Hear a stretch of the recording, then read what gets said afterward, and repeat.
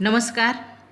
ધોરણ 12 વાણિજ્ય વ્યવસ્થા અને સંચાલન પ્રકરણ 5 કર્મચારી વ્યવસ્થા. વિદ્યાર્થી મિત્રો, આ પ્રકરણમાં આપણે કર્મચારી વ્યવસ્થાનો અર્થ, તેની લાક્ષણિકતા અને કર્મચારી વ્યવસ્થાના મહત્વ વિશે અભ્યાસ કરી ગયા.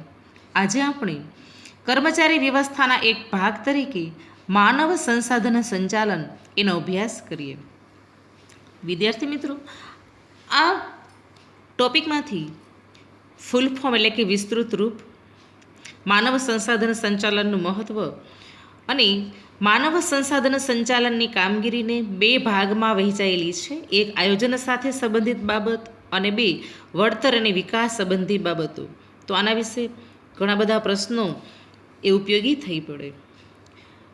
માર્ચ 2019ની બોર્ડની પરીક્ષામાં HRMનું ફૂલ ફોર્મ આપો આવો પ્રશ્ન બી વિભાગમાં 1 માર્ક્સ માટેનો હતો.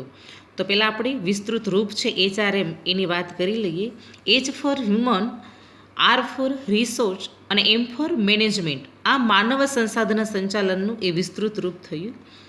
ત્યાર પછી માનવ સંસાધન સંચાલનનું મહત્ત્વ સમજાવવું આવો પ્રશ્ન માર્ચ 2019ની બોર્ડની પરીક્ષામાં ડી વિભાગમાં 3 ગુણ માટે પૂછાયેલો હતો. તો માનવ સંસાધનનું એનું મહત્ત્વ છે એના વિશે પણ આપણે થોડીક ચર્ચા કરી લઈશું. અને માનવ સંસાધન સંચાલનની કામગીરીને બે ભાગમાં વહેંચેલી છે એના વિશે પણ ઘણી વખત સી વિભાગમાં 2 ગુણ માટેનો પ્રશ્ન એ હોઈ શકે, તેમજ આ ટોપિકમાંથી વિધાનો છે એ પણ હોઈ શકે.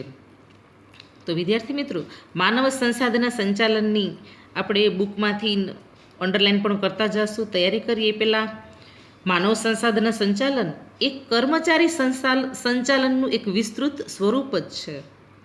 તેમાં સંચાલનના ધ્યેયો સાથે કાર્યવંતિત કર્મચારીઓના વૈયક્તિક ધ્યેયોને સુગ્રંથિત કરીને સંચાલનનું ધ્યેય એ મૂર્તિમંત કરવાના તત્વજ્ઞાનનો વિકાસ થયો છે. એટલા માટે એક સરસ વ્યાખ્યા મેગી સંસ્થે આપેલી છે.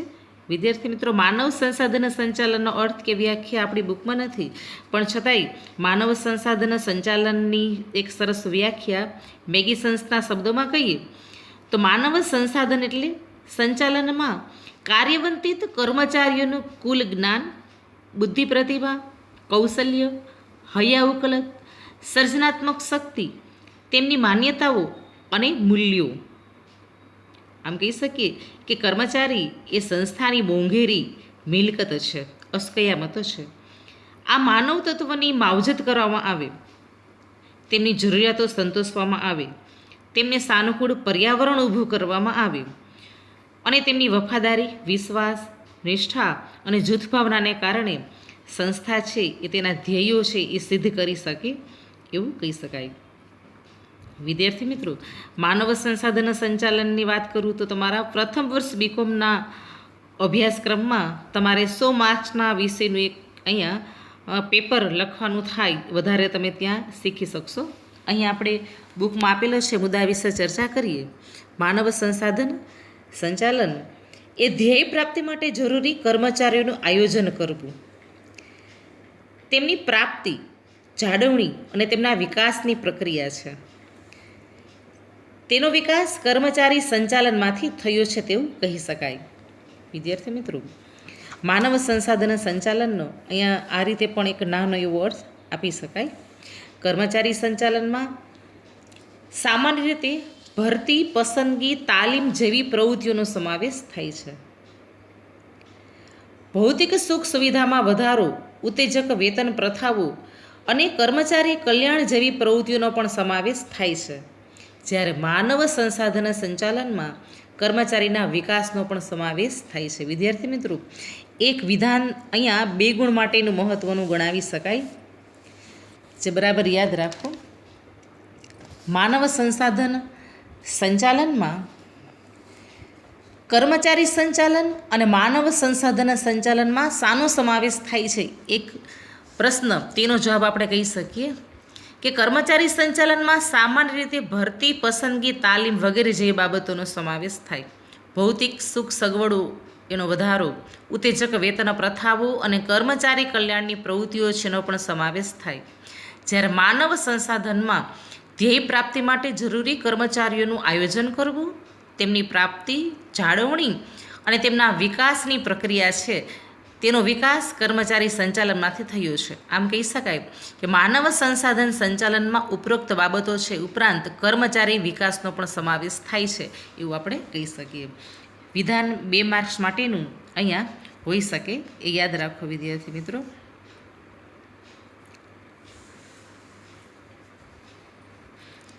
માનવ સંસાધન સંચાલનમાં કર્મચારી વ્યવસ્થાનો અર્થ કર્મચારીઓની ભરતી કરવા પૂરતો મર્યાદિત પહેલાં હતો, પરંતુ વર્તમાન સમયમાં મોટાભાગના એકમો છે હવે કર્મચારી વ્યવસ્થાના વિભાગની માનવ સંસાધન વિભાગ તરીકે ઓળખાતા થયા છે. વિદ્યાર્થી મિત્રો, આપણે કહી શકીએ કે કર્મચારી એ સંચાલનનો મુખ્ય હાર્દ છે. પ્રત્યેક કર્મચારીનો મહત્તમ વૈયક્તિક વિકાસ સધાય એ માટે પણ જરૂરી પર્યાવરણ એકમમાં ઊભું કરવું જોઈએ. કર્મચારીઓના જૂથો વચ્ચે તેમજ કર્મચારી જૂથ અને સંચાલકો વચ્ચે સાનુકૂળ સંબંધોની સ્થાપના થાય એવું વાતાવરણ એકમમાં ઊભું કરવું જોઈએ. ઉત્પાદનના ભૌતિક સાધનો કરતાં માનવીય સાધનો એ વધુ સારા ઉપયોગ કરવા એ સતત પ્રયત્નશીલ છે એ પણ રહેવું જોઈએ. કર્મચારી સંચાલન વર્તમાન વિરાટ ઉદ્યોગોના વિશાળ કરોડો કર્મચારીઓ તેમજ મુઠ્ઠીભર સંચાલકો વચ્ચે અંગત સંબંધ સેતુ રચી એ અરસપરસનું અંતર છે ઓછું કરી શકાય અને પારદર્શી પર્યાવરણ છે પણ પેદા કરી શકાય. માનવ સંસાધનમાં કર્મચારી વ્યવસ્થાની આપણે વાત કરીએ તો કર્મચારી સંચાલન એ સંચાલનનું એવું મહત્ત્વનું ક્ષેત્ર છે કે જે કર્મચારીઓની ભરતી, જાળવણી, વિકાસને સ્પર્શતા આયોજન, વ્યવસ્થા, માર્ગદર્શન અને અંકુશ સાથે સંબંધ ધરાવે છે. એટલે તેનો હેતુ એકમના ઉદ્દેશોની સાથે સાથે કર્મચારીઓ છે એના ઉદ્દેશો છે, સામાજિક રાષ્ટ્રીય ઉદ્દેશો છે એ પણ સુસંવાદિત રીતે હાંસલ કરી શકાય. અહીંયા કર્મચારી વ્યવસ્થાનું મહત્ત્વ છે એનો મુદ્દો પણ આવી જતો હોય છે વિદ્યાર્થી મિત્રો, યાદ રાખો. યોગ્ય લાયકાત ધરાવતા કર્મચારીઓ મેળવવા, તેમને જાળવવા સાથે સાથે કર્મચારી સંચાલન એ સંબંધ ધરાવે છે. યોગ્ય લાયકાત ધરાવતા અને યોગ્ય નિષ્ઠાવાળા કર્મચારીઓ કોઈ પણ સંસ્થા માટે એક મિલકત સમાન છે. વિદ્યાર્થી મિત્રો, અહીંયા પણ એક વિધાન છે એ પૂછી શકાય. તો આપણે માનવ સંસાધન સંચાલનના એક ભાગ તરીકે કર્મચારી વ્યવસ્થાની વાત કરીએ તેવું કહી શકીએ કે માનવ સંસાધન સંચાલનમાં કર્મચારીઓ છે એ સંસ્થાની એક મિલકત છે. એટલે કર્મચારીઓને મેળવવા, તેમનો વિકાસ થાય અને પડકારરૂપ કાર્યો સ્વીકારે તે માટે કર્મચારી સંચાલકે સતત પ્રયત્ન કરવા પડતા હોય છે. બધી જ કક્ષાના કર્મચારીઓને સંતોષ મળે તે રીતે આયોજન પણ કરવું પડે. આમ જોઈએ તો કર્મચારી સંચાલન એટલે જ સંચાલન એવું પણ આપણે કહી શકીએ.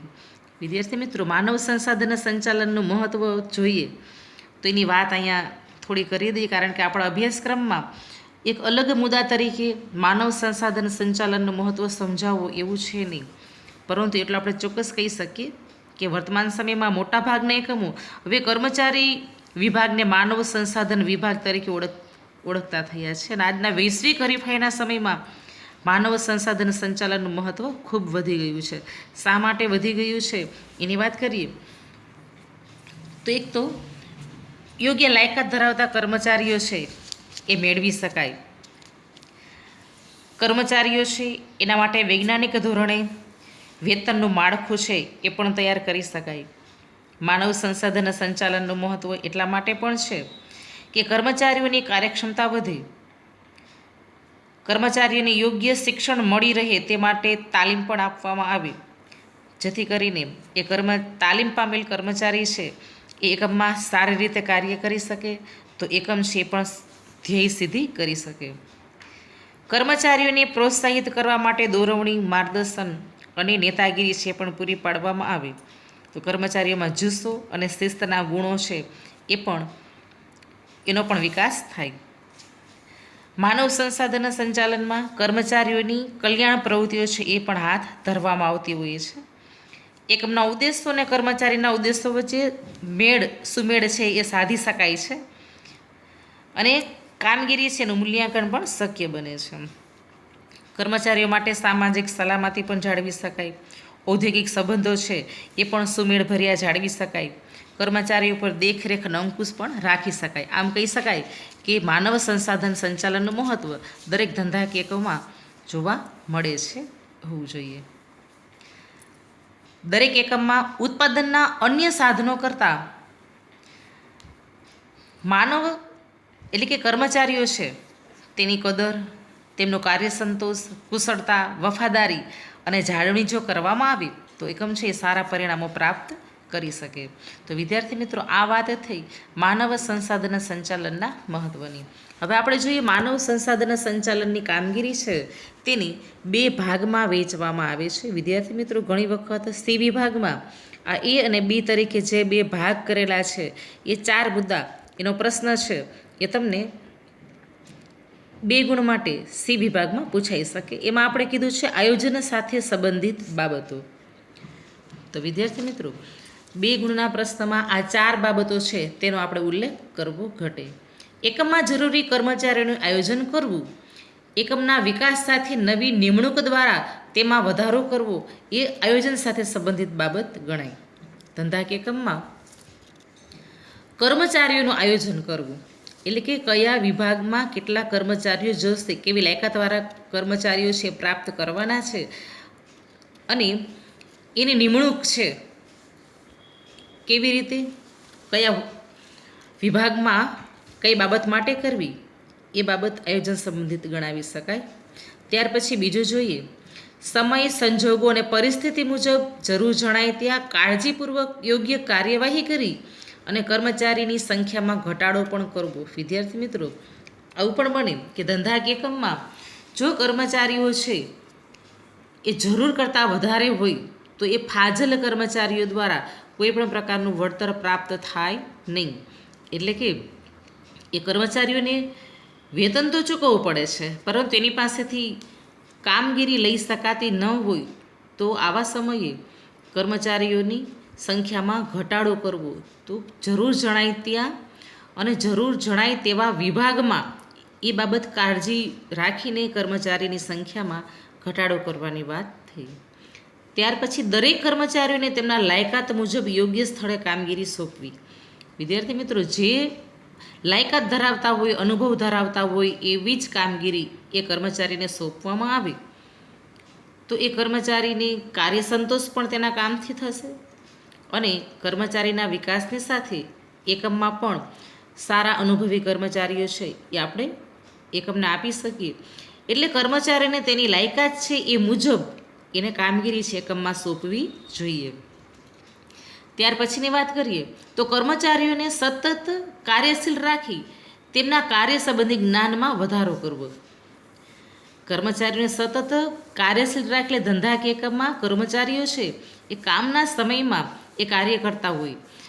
આ ઉપરાંત તેના કાર્યને ધ્યાનમાં રાખીને તેના જ્ઞાનમાં વધારો થાય. ઘણી વખત એક કાર્ય કરતો હોય કર્મચારી તો એને ઘણી વખત એ બાબતમાં સંશોધન કાર્ય પણ એને હાથ ધરવાની કામગીરી એ એકમ દ્વારા કરવામાં આવે તો કર્મચારીના જ્ઞાનમાં વધારો થાય. ઘણી બધી મોટી મોટી કંપનીઓમાં સંશોધન વિભાગ રાખેલા હોય છે, એમાં કર્મચારી છે એ પોતે પોતાના કાર્ય સંબંધિત જ્ઞાન છે એનો પણ વધારો કરી શકે. ત્યાર પછી વળતર અને વિકાસ સંબંધિત બાબતોની વાત કરીએ તો વિદ્યાર્થી મિત્રો, જરૂર પડે ત્યારે કર્મચારીઓને તાલીમ આપવાની વ્યવસ્થા કરવી એ ખૂબ જ મહત્ત્વની બાબત છે. અહીંયા ગણાવી શકાય કે કર્મચારીઓ પોતે જે કાર્ય એકમમાં કરે છે એ કાર્ય સારી રીતે કરી શકે, એમાં કુશળતા પ્રાપ્ત કરી શકે એટલા માટે કર્મચારીઓને તાલીમ આપવાની વાત. મોટાભાગના ઔદ્યોગિક એકમોમાં કર્મચારીઓનો તાલીમ વિભાગ જ રાખવામાં આવતો હોય છે. એમાં કર્મચારીઓને ભરતી કરી નિમણૂક આપવામાં આવે એટલે એમાં તાલીમ છેની વ્યવસ્થા થતી હોય છે. ત્યાર પછી બીજું જોઈએ તો કર્મચારીઓ તેમના કાર્યમાં નિષ્ણાંત બની અને વિચાર શક્તિ વધે તેવું વાતાવરણ એકમમાં ઊભું કરવું અને એવી તક પૂરી પાડવી જેથી કરીને કોઈ એક જ બાબતમાં એક કર્મચારી છે વધુ નિષ્ણાંત બની શકે. એટલા માટે પણ એને તક આપવી. કર્મચારીઓને લાયકાત પ્રમાણે યોગ્ય વળતર અને લાભ પણ આપવા જોઈએ. ઘણી વખત એકમમાં કંપની જેવા એકમોની અંદર ઘણા બધા ઇજનેરો હોય છે, તેમણે તેમની લાયકાતને ધ્યાનમાં રાખીને એને યોગ્ય વળતર આપવામાં આવતું હોય છે અને સાથે સાથે એને ઉચ્ચ અભ્યાસ માટે પણ તક પણ આપવામાં આવતી હોય છે. ત્યાર પછી કર્મચારીઓની કાર્ય સંબંધિત સમસ્યાઓ હોય તો એને જાણવી, તેમનો ઝડપથી ઉકેલ શોધી એનો ઉકેલ લઈ આવવો, આ બાબત પણ વળતર અને વિકાસ સંબંધિત ગણાવી શકાય.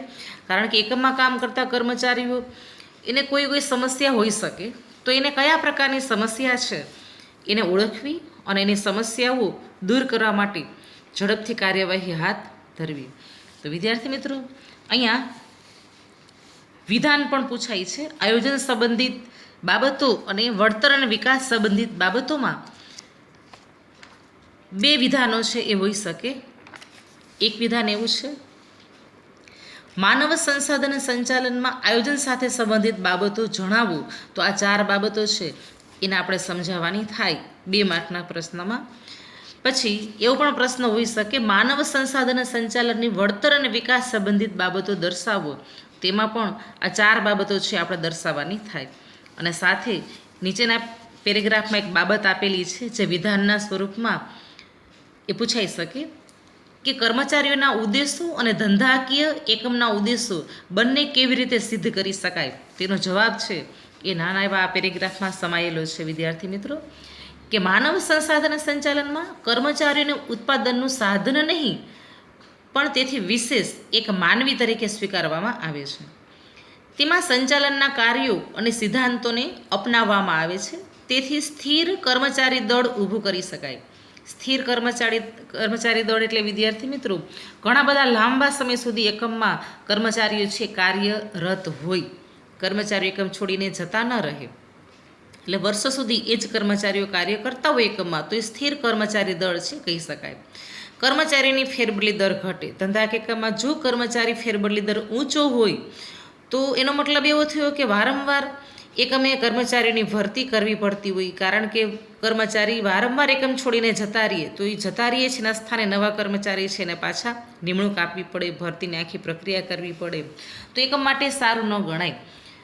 અને કર્મચારી છે એની ફેરબદલી દર ઘટે એટલા માટે પણ આ માનવ સંસાધન સંચાલનમાં કર્મચારીના ઉદ્દેશો સાથે ધંધાના પણ ઉદ્દેશો સિદ્ધ કરી શકાય છે.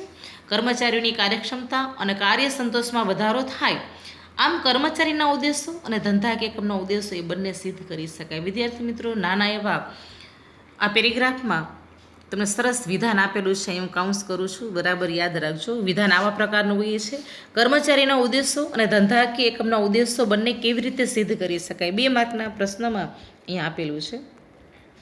તો વિદ્યાર્થી મિત્રો, માનવ સંસાધન સંચાલનના એક ભાગ તરીકે આપણે કર્મચારી વ્યવસ્થા વિશે એક તો ફૂલ ફોર્મ છે એની વાત કરી. માનવ સંસાધન સંચાલનનું મહત્ત્વ ઘણું બધું છે, ઘણી વખત 3 ગુણના પ્રશ્નમાં પૂછાઈ શકે એની વાત કરેલી. અને માનવ સંસાધન સંચાલનની કામગીરીને 2 ભાગમાં આયોજન સંબંધિત કામગીરી અને વળતર અને વિકાસ સંબંધિત કામગીરી જે 2 ગુણના પ્રશ્નમાં પૂછાઈ શકે એની ચર્ચા કરેલી. અને એક વિધાન છે છેલ્લા પેરેગ્રાફમાં, કર્મચારીઓના ઉદ્દેશો અને ધંધા એકમના ઉદ્દેશો બંનેને કેવી રીતે સિદ્ધ કરી શકાય તો એની પણ આપણે વાત કરેલી. વિદ્યાર્થી મિત્રો, અહીં માનવ સંસાધન સંચાલનનો ટોપિક છે આપણે પૂર્ણ કરીએ છીએ. આગળનો મુદ્દો છે કર્મચારી વ્યવસ્થામાં કર્મચારીઓની ભરતીની પ્રક્રિયા, એના વિશે હવે અભ્યાસ કરીશું. ધન્યવાદ.